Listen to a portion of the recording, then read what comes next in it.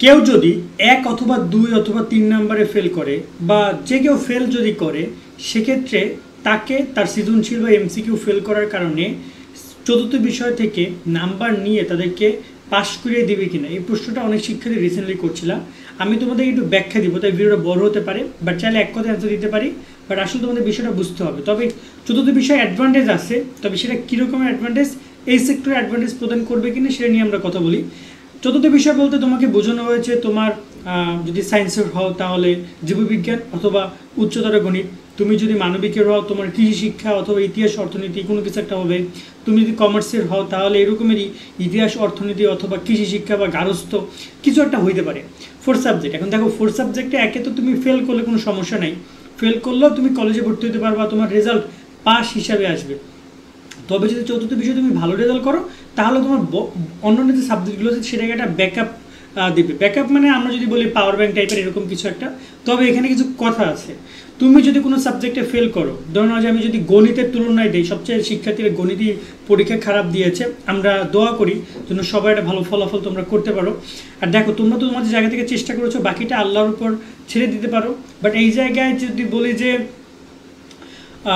4 subject কীভাবে তোমাকে গণিতে হেল্প করতে পারে, দেখো তুমি যদি ফেল করো, নর্মালি তুমি যদি সৃজনশীলে ফেল করো অথবা বহু নির্বাচনী ফেল করো, এই দুইটা পয়েন্ট, এটা হচ্ছে সৃজনশীল, এটা হচ্ছে বহু নির্বাচনী, এই দুইটা পয়েন্ট এসে কোথায় মিলিত হয়, কোথায় এসে মিলিত হয়। ধরো তুমি সৃজনশীলে ফেল করলা, বহু নির্বাচনে তুমি একদম 100 100 পাইলা, 30-এ 30 পাইলা, এই দুটো বিষয় যোগ হয় কিন্তু বোর্ডে এসে, ওকে, বোর্ডের সফটওয়্যারে এসে এই দুইটা বিষয় মিলিত হয়। কারণ সৃজনশীল পেপারটা দেখে টিচার আর বহু নির্বাচনে দেখে বোর্ডের ওএমআর মেশিন, সো দুইটা আলাদা আলাদা জিনিস একত্রে এসে যখন যোগ হয় তখন মিলিত হয়ে দেখলো যে তুমি ফেল করছো, তুমি ম্যাথে ফেল করছো। কোথায় ফেল করছো?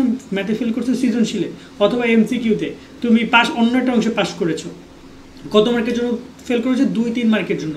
এখন এই পয়েন্টে শিক্ষার্থীরা প্রশ্নটা করছে এটা যে ভাই এই যে 2-3 নাম্বার আমি কম পাইছি, আমি যদি দেখা গেলো যে হায়ার ম্যাথে বা আমি 4 সাবজেক্টে একটু বেশি পাইলাম, ধরুন আমি 4 সাবজেক্টে 80-তে 80 পাইছি, সেক্ষেত্রে আমরা ওখানে 2-3 নাম্বার এখানে এসে যোগ হবে কিনা।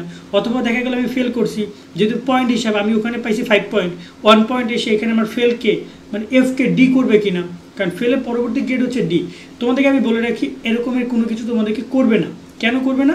কারণ চতুর্থ বিষয়ের শর্তটা ঠিক এইটা যে যদি তুমি পাস করো, তুমি সৃজনশীলও পাস করলা, তুমি এমসিকিউতেও পাস করলা, যখন তোমার রেজাল্টটা পাস আসবে তখন 4 সাবজেক্ট এসে তোমাকে কাভার আপ করবে।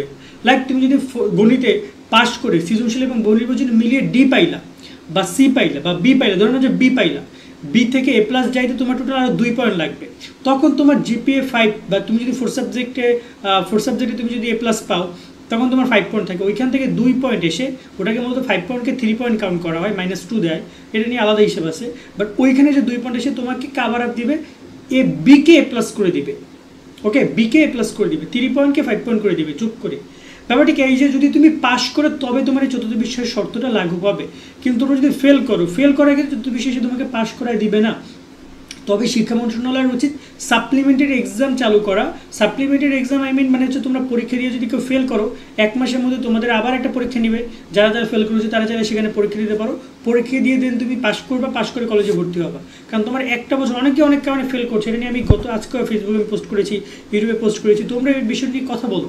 সাপ্লিমেন্টারি এক্সাম দরকার, তাহলে দেখা যায় অনেক শিক্ষার্থী ফেল করবে না, বা ফেল করলেও তারা যেন সেটা ওভারকাম করতে পারে 1-2 মাসের মধ্যে তাদের রেজাল্ট। কারণ বিভিন্ন দুর্ঘটনার কারণে শিক্ষার্থীদের পরীক্ষা খারাপ হয়, মানে দেখা যায় প্রস্তুতি অনেক ভালো স্টুডেন্ট, কোনোটা কারণে খারাপ হয়েছে।